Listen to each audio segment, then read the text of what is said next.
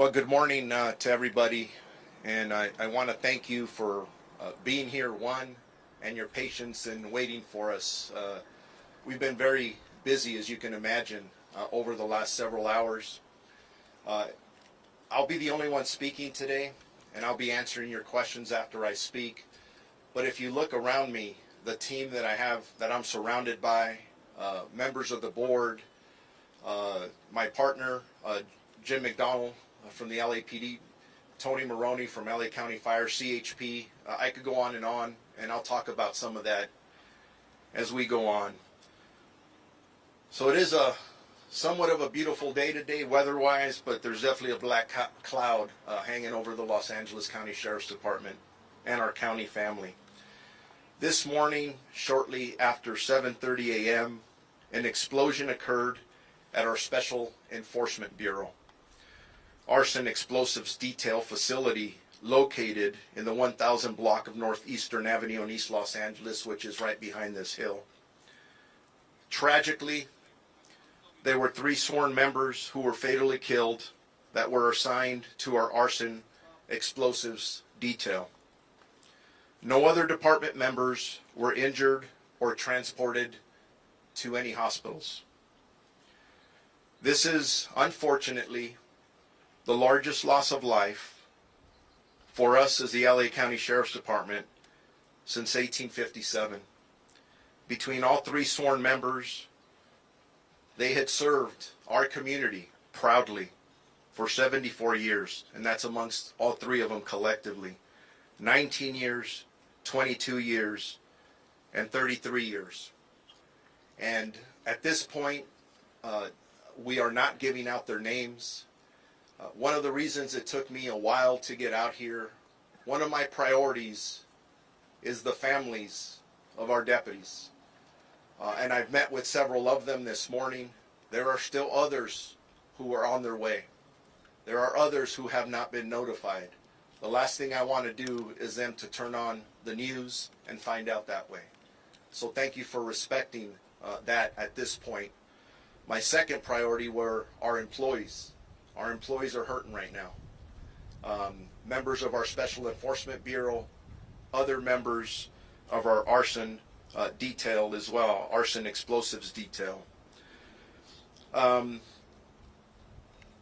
In regards to the details of what happened, I'm going to give you what I have right now.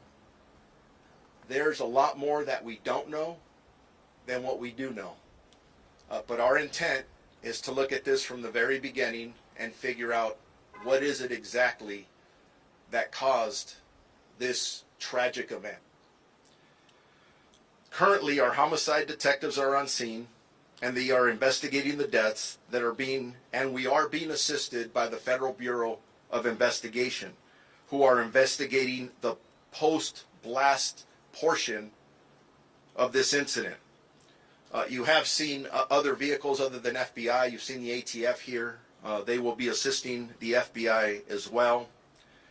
I am very grateful to the bomb squad of the Los Angeles Police Department. And I mentioned Chief Jim McDonald standing behind me here. They immediately came out to assist after this explosion occurred to render the devices safe. And just so all of you know, they were just rendered safe within the last minutes, right before we walked out here. So it was still an active scene. It wasn't stable, and definitely a very active crime scene as we go forward. At this time, we do not know the cause of the explosion. However, this specific area has been closed off due to the ongoing investigation. We believe there is no threat to this community. Actually, I could tell you there is no threat to this community. This is an isolated incident, and again, no threats. We have road closures, Eastern Boulevard between Blatchard Street and Lotta Drive. And again, I do want to thank all of our local partners, our local elected officials that are here to help us get through this very difficult time. We have our Psychological Services Bureau personnel on scene that are assisting our employees at this moment, along with peer counseling and chaplain services. And as I said earlier, I have met with 2 of the 3 families thus far. And as you can imagine, those were extremely challenging conversations. So, anyways, ready for questions. Sheriff, what was the material that they were actually dealing with? What type of an item? It provides explosives, military explosives. The second question, what were they attempting to do? Move it, transport it, or render it safe here on the spot? Those are all good questions that Pete just asked. Now that the investigation has started, now that the investigators can actually get in to the scene that it was just rendered safe, we will be able to answer all those questions. Too early right now to be able to answer that. Were there other military style and military grade explosives nearby that were rendered safe by the LAPD monitors? We will know that hopefully in the next couple of hours. Sir, were they moving these explosives from one place to another? Were they investigating existing explosives already in the facility? And what were they doing? All these questions are really good questions, and they're the questions that we have as well. The investigation is just about to get started on all this, and these are all the questions that we're going to want answers to, and we'll get them. But simply, right now, I wanted to get out here. I know all of you have been waiting for a while. I'm giving you the information I have, and we're not there yet. Thank you. Can you say something in Spanish for us, please? Let's wait for the English, and then we'll do the Spanish afterward, if that's okay. We heard that someone was injured as well and taken to the hospital. Are you able to say the status of that person? Earlier, we had 3 fatalities of our employees, which I call heroes. Are very heroic in the work that they do. We had no other injuries other than the 3 fatalities. And just so all of you know, the members of this team, I've heard over and over the word elite being used. I think sometimes that term gets overused. But if you're familiar with our Special Enforcement Bureau, they're the best of the best.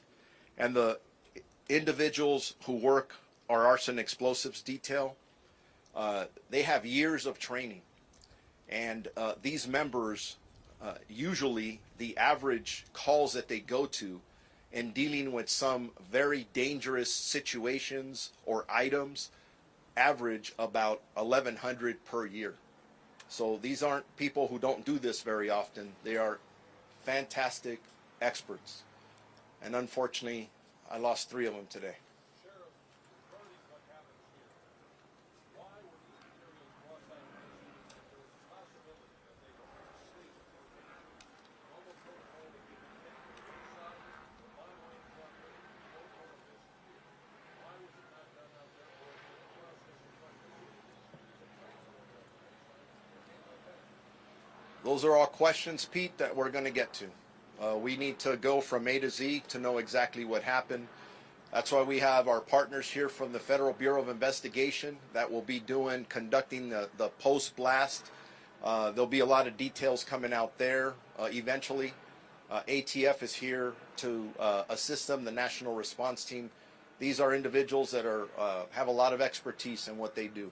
And again, all the questions being asked, very good questions. But if I waited to get the answers to those, I'd be here probably in 2 days. And I'm just trying to get out here in front of all of you.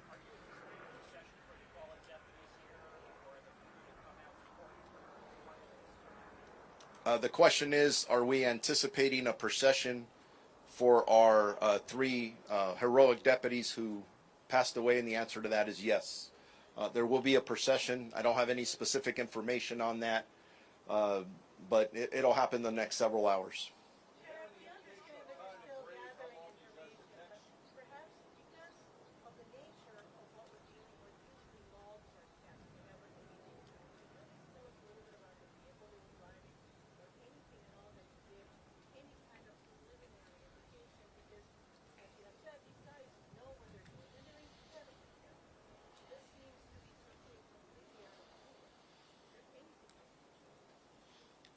I don't have the answers to those questions yet, And again, getting out here, trying to be out here at this time to inform all of you, our community, to know what we know at this time was very important. Again, all of you are amazing. You're asking very important questions, and we're going to get the answers, I think, to, if not everything, to most of them. But we just simply don't have that information at this time.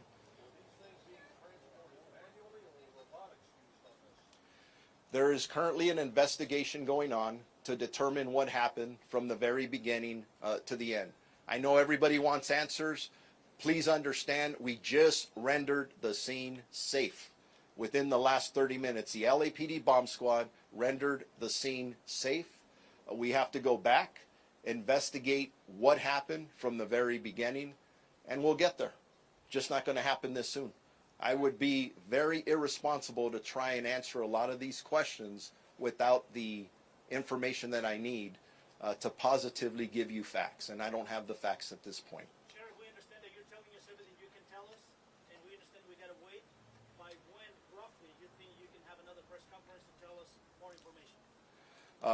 We'll, through our Sheriff's Information Bureau, we'll put something out in the next couple of hours of when we would have more information. But I'm going to tell you right now, based on my experience, when we're conducting these type of investigations, it doesn't take hours to get some of this information.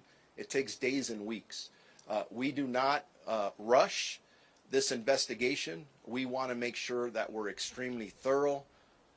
Ladies and gentlemen, we lost 3 lives, and we want to make sure we know what happened. We don't want to repeat for this. And again, all the questions that are being asked are very legitimate. There are other law enforcement agencies who have bomb techs, not only around the country, around the world, that want to know what happened here. So we want to make sure that no one else, we don't repeat this, right? So thorough investigation will be done by multiple agencies, and we'll get back to you about it. It sounds like everything is repeat questions about the incident. I can't answer any of those right now because we don't have those facts yet. So with that, thank you all, and then we'll keep you updated on any progress on anything else. Appreciate each and every one of you. God bless you. Off to the side, off to the side. Thank you guys. We'll give you an update on our next.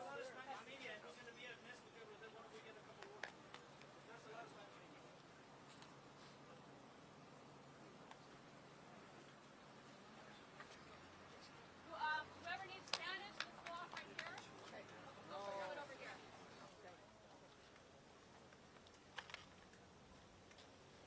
Let me know.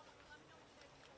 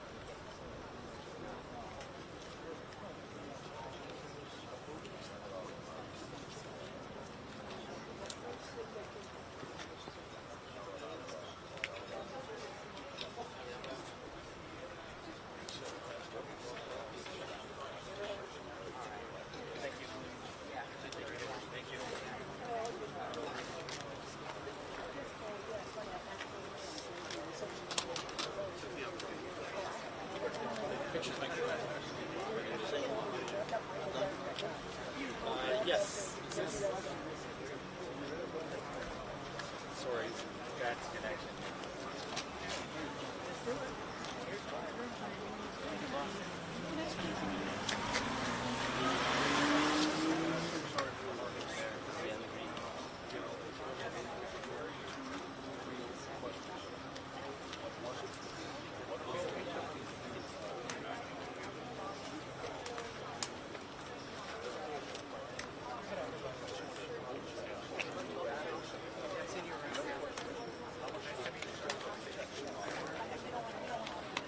No, I went on. No.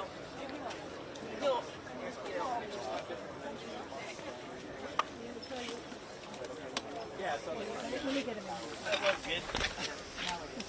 I mean, we saw you here hugging people and talking to people. Kind of talk to us. Kimberly. I mean, this is so different.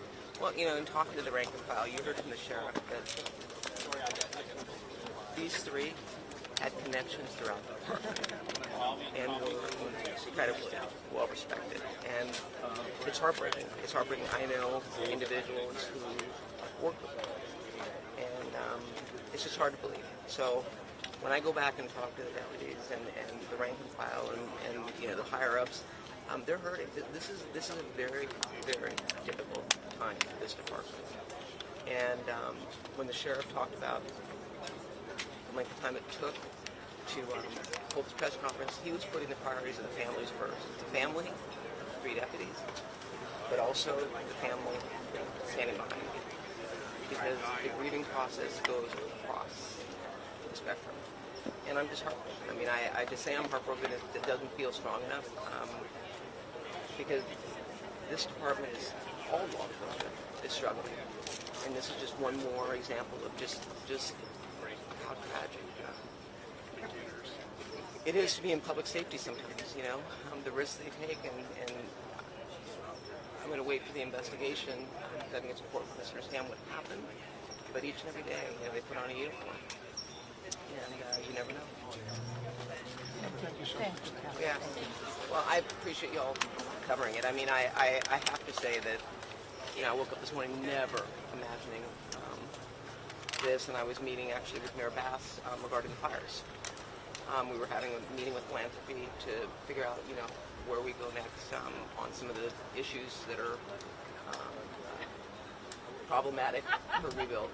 And I got the notice. I let Karen know, and you know, the rest is history. And as like you all, I was getting it fragmented and just frustrating. I'll be here for them for the long haul because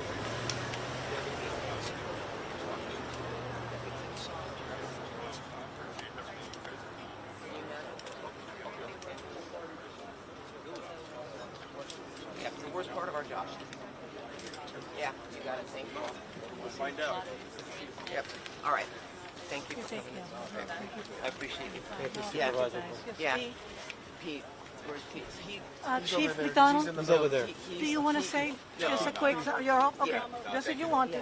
Pete Yeah, you got probably it. knows the style hand grenades that are in the locker room and how much gunpowder's in each one. Yes, he does. See, no, yeah, There he is, right behind you. There he is. We were just your ears should have been good things saying about good things about you, Pete. It depends upon whether it's See? in Korea or No, it's not Vietnam. live. It depends on the item. Told ya. I'll feed it back. I can't, I'm telling you right now. Thank you. It's got a high velocity, high order explosion. Try to ask you one question. It was on blast. James. Grab your butt. Being Respectful. La cubana que me cogió. Respectful. Gutita? One more.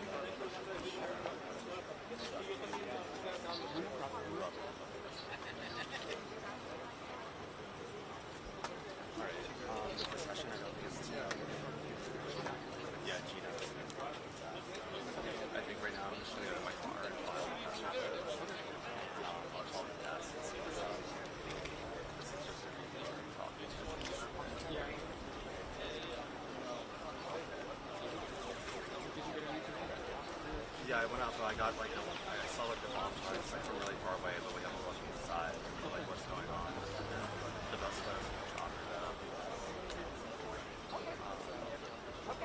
But yeah. Yeah, I'll be like right up in the stuff like anything happens, and you can like follow down, but I'm just gonna go file in the car right now. Okay.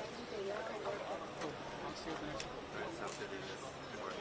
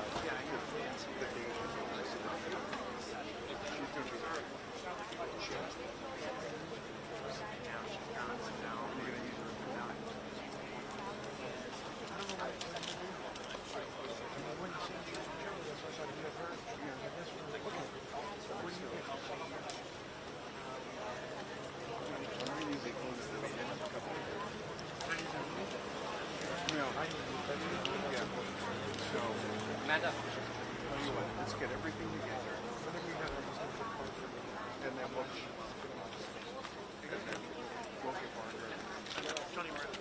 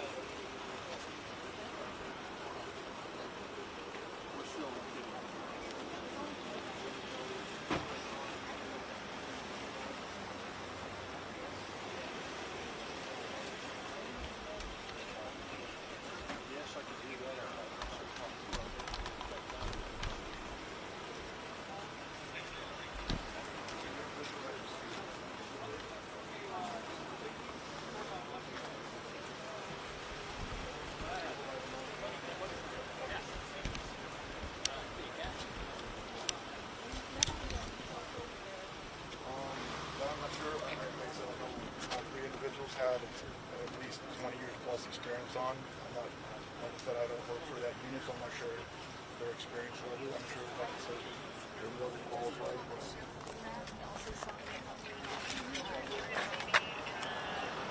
he's definitely smart, bright, very motivated to work, and just a pleasure to work with those leaders. You know, I don't think people realize just how dangerous a job this can be. Can you speak from your own personal experience and from the experience of your colleagues of how dangerous a job this can be? Absolutely. It's something you realize from day one that when you sign up for the job, that you know it's going to be a dangerous job. As the years go on, you realize how dangerous it is, and it's something that's always in the back of your mind. But you do this job for a reason. You don't really think about it day to day until something like this happens, and then you realize how dangerous it really is. I know our families go through that. I know my family goes through that probably every day.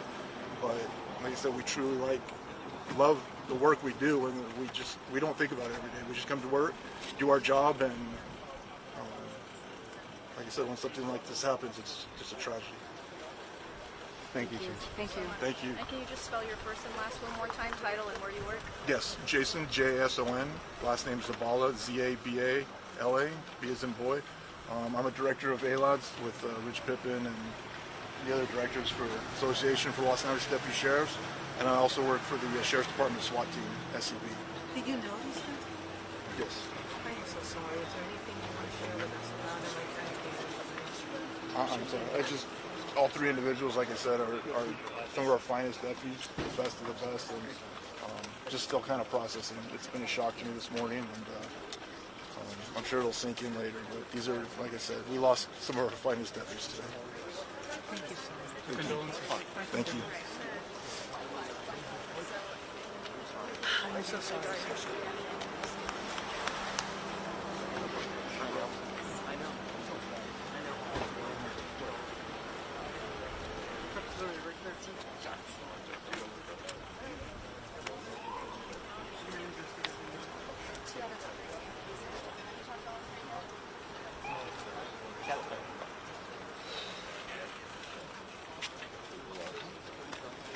We know these deputies have given years of service and dedication to our community. Can you just talk a little bit about how special we're told they are, the best of the best when it comes to the Sheriff's Department? Yeah, I understand all these people had 20 plus years on. This is not an assignment that you get to your first day or your first year, your first 10 years. These are some of our very best. Absolutely. How do you even prepare for something like this? You don't. You know, this highlights the need for training and investment in the Sheriff's Department for us to have the best possible facilities and training so that we get, the best outcomes and not, obviously today we've experienced the worst of all possible outcomes. So our guys are constantly training and working, and these guys were highly proficient at what they did. So we're, like everyone, we're waiting for answers to find out, why we've lost 3 of our brothers this morning. What's next for the association? Just being there for the families and making sure that all the people that their loved ones that are left behind have everything that they need. What's the one thing you want to make sure you accept? I just want people to understand, that this is a part of this job. This is something that we're sadly too familiar with. And these folks out there that you come across, in Tana Green out there, they deserve your honor, respect, and support because it is very dangerous what they do, trying to, give it their all to protect your communities and keep you safe. All right, Rich, thank you so much. We're so sorry for your loss. We're gonna Yeah, Richard Pippin, P-I-P-P-I-N, and I'm the president of the Association for Los Angeles Deputy Sheriffs. That's the Deputy Sheriffs Union. Thank you so much. I'm so sorry. That's no place for a cowboy. No way. Last week, you and I were just talking about 6 months since the fires. Now we're here today. What a big team. I haven't spoken with anyone yet. The news came, it was quite a shock to me this morning. I was off duty today, and I came in to see what I could do to help out. So the details of what actually happened, I'm not familiar with at this point. Why do I have a strange feeling that nobody is going to be leaving the scene in the next 24 hours? Maybe all the texts, everybody is close to being near to it. No.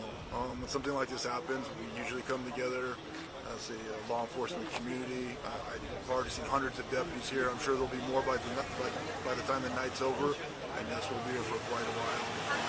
Supporting each other, supporting the family members, and helping out with whatever we can. That'll do it. It took longer than 90 seconds. I'm sorry. Thank you very much. I appreciate it.